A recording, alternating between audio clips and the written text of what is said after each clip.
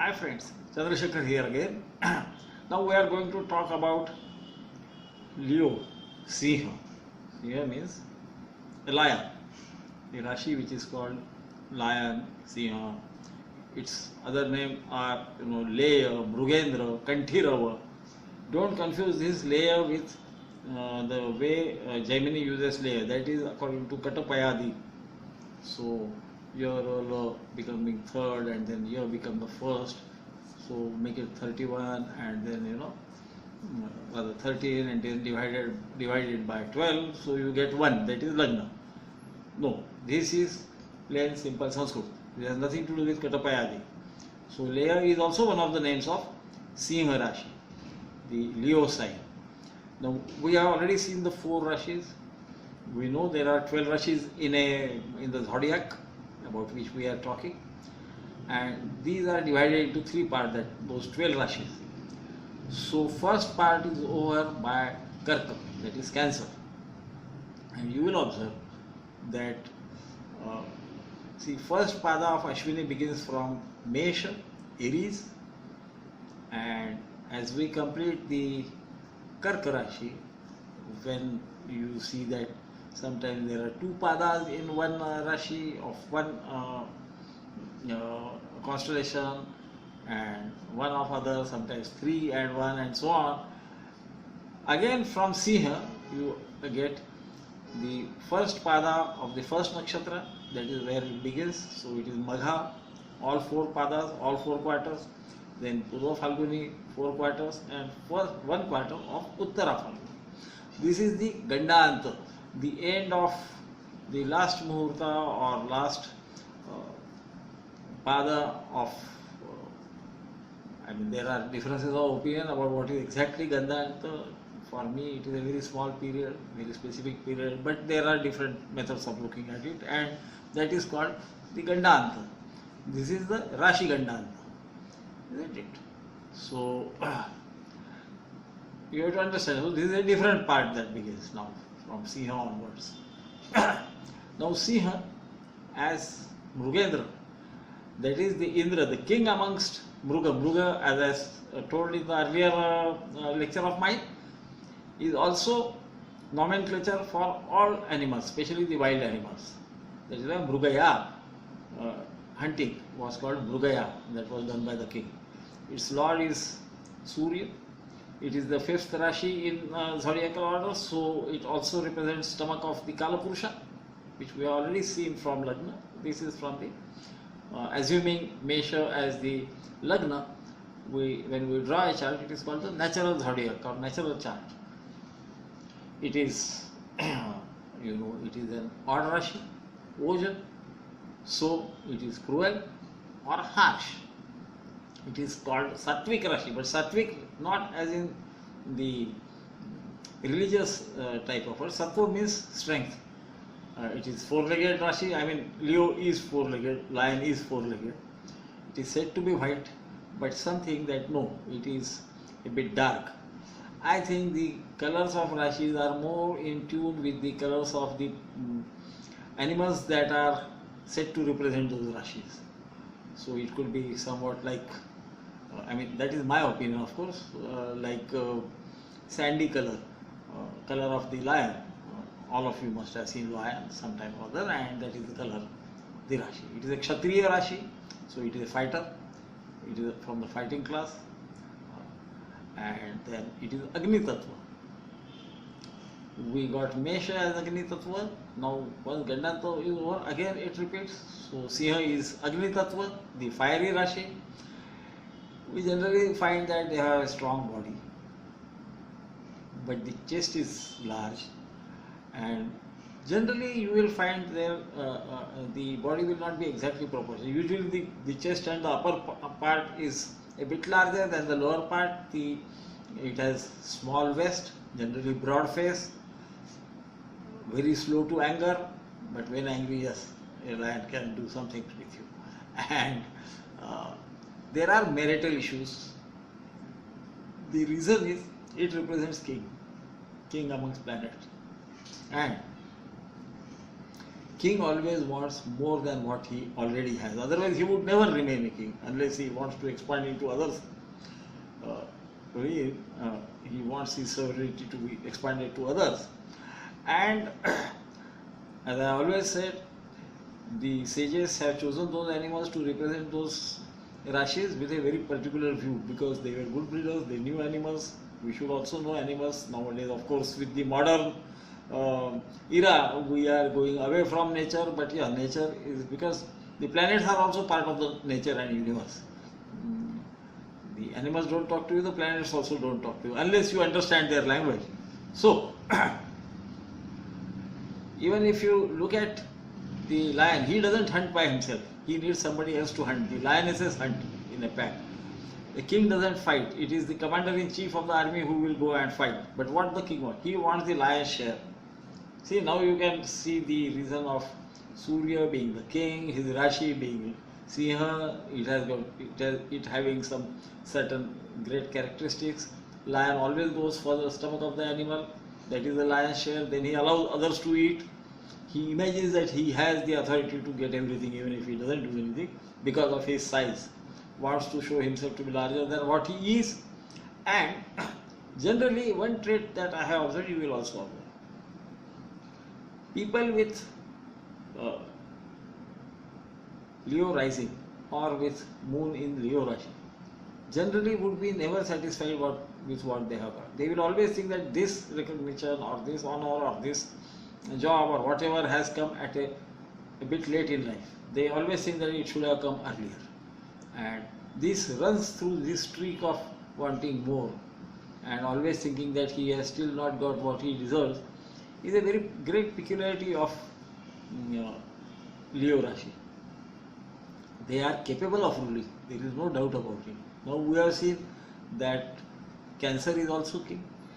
We have seen that Cancer is a very soft dictator. You don't understand that they are making you do things that they want. Here, this is Leo. This is a Rashi which is cruel or harsh. No, here you will feel. He will make you understand that he deserves something more from you and you ought to do whatever that person is saying.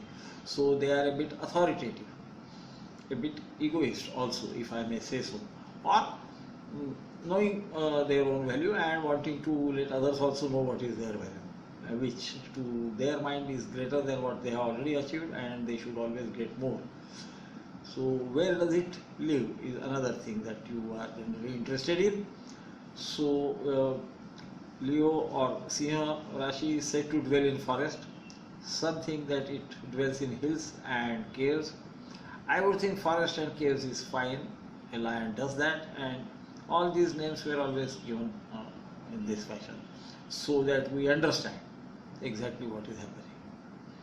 Another Leo line character is ability to manage things. I mean, they are good managers. Let us be frank about it. If they are given some work, they know how to get work done through others. But unlike Cancer, who can get volunteers as many as he or she wants, because they think that they are themselves doing things that actually the Cancer person wants to get done. Here, people understand in no uncertain terms that this has to be done, and the Leo is the boss. So this is how we look at, the planets. This is a Rashi which rises with the head. Now it's not very difficult to understand. You see certain Rashis rising from hind, some Rashis rise from head, then some are strong in night, some are in the daytime. So the general order is 5, 6, 7, 8, 3 and 11 are similar most of the time, except in case of being strong in night or day. And of course, Meena, the Pisces, is Ubhayoday, it rises with both the heads. You see two fishes. Pisces means fish anyway, trying to catch each other's tail that is the symbol of the same. So these symbols are very relevant. If we understand the symbols, we can understand the type of person that could be indicated by it. This is of use in case of thefts, or even where you will be working. If that Rashi happens to be in the 10th house, what sort of an environment, the office environment would be there, could be understood. Not exactly, because always remember that planets are the dynamic force which change the system, because there are only 12 Rashis. So every 2 hours somebody will have one Rashi in X Bhava, Y Bhava every day. So that has to be understood. Then the planet's position will influence those Rashis or Bhavas and bring in change, and that is why the system of the ascendant based chart with Bhavas being different, Rashis being naturally different in different places, and planets and the different aspects of planets, that is influence of planets, is all brought in by the sages to make it easier to more or less pinpoint what is going to happen in a particular person's life. So this is astrology at its best. Always remember that we need to look at those symbols, try to understand how that animal behaves, and then we are more or less able to understand what will happen. So Leo person will wait for others to approach him and offer him something. They would find it demeaning to go and beg, though internally they would always want to grow more and more and more. Sometimes they can even go and seek some higher appointment. They would generally want to be at the top of the thing. Now this attitude, this is also in a way ego. You can call it self-confidence, self-esteem. You can also call it ego. So generally they have problem in marital life. Not always. Remember that. Please remember that. All these statements have to be taken in the right perspective. As I never tire of telling, every time planets will modify things. So that is why planets are given importance. That is why Bhava is given the most of the importance. Maximum importance is received by Bhava. So moon is mind. That is what makes us do certain things. And then Lagna, the ascendant, is our personality. Navamsha is even smaller part of that ascendant, and every planet's position in those Navamsha, those 3 degrees 20 minutes, it is a smaller time. Rashi rises for about 2 hours on equator. As you go up, that time frame will become smaller and smaller. Always remember that. And so when we say X Rashi rising means this is to be taken to be, it is more like those automobile companies' claims of X kilometer average, and then it becomes subject to standard conditions or ideal conditions. So understand that all this information an astrologer should be able to use, I may say very logically, put it one upon another and then come to some conclusion. Otherwise we make mistake. I have seen a lot of people saying that Kumbha Navamsha has a bad marital life. Now the problem is almost every Rashi has Kumbha Navamsha. So we must understand what is being said and how it is to be applied. So as you see in the case of Simha Rashi, who wants to do something, its opposite will become Kumbha Rashi, and you will find even there, but there the people will be more on the philosophical plane, and here it is the physical plane, but still the marital problems could be there. It's not necessary. It will be always, what I can say, influenced or modified by the planets, which Bhava Lord is sitting where, and all those things will always come. Usually, being one who thinks himself to be supreme, they are slow to anger. So that is one good part of it. See, we have seen Mesh, Aries, where anger is part of his system, likes to fight, whatever, You give him the reason and the fight can start with Mesh. That is not the case with Simha, though this is also a Agni Tatwa Rashi. You see the trine and you will see all Agni Tattvas coming there. That is why those Agni followed by Prithvi, then Vayu, then Jala, that is the general order of the system. But as you have seen from the Ratri Bali and other things, there are always exceptions to the rules, and different Acharyas have different views on what is Jala Rashi, what is not.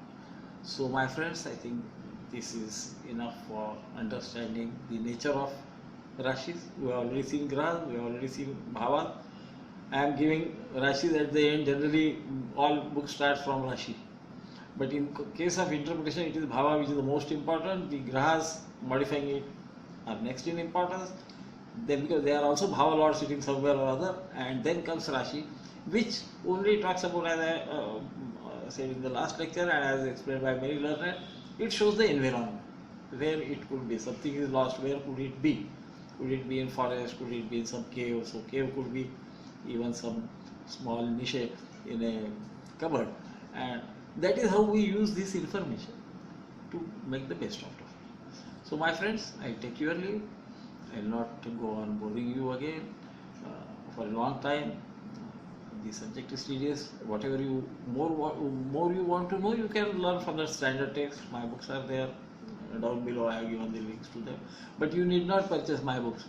Please understand that, because it is my interpretation of what sages have said. But you should also take the classics, because they once you start reading them, your knowledge will grow. So thank you very much. Go on giving me your feedback.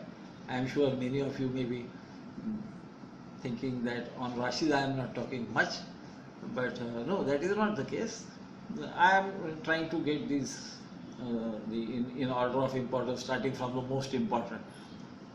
Sometime down the line I may talk about other things also which are connected with Rashi or Chandra, Lagna, and whatever you suggest also I will try to incorporate in the further lectures of mine, if you like them.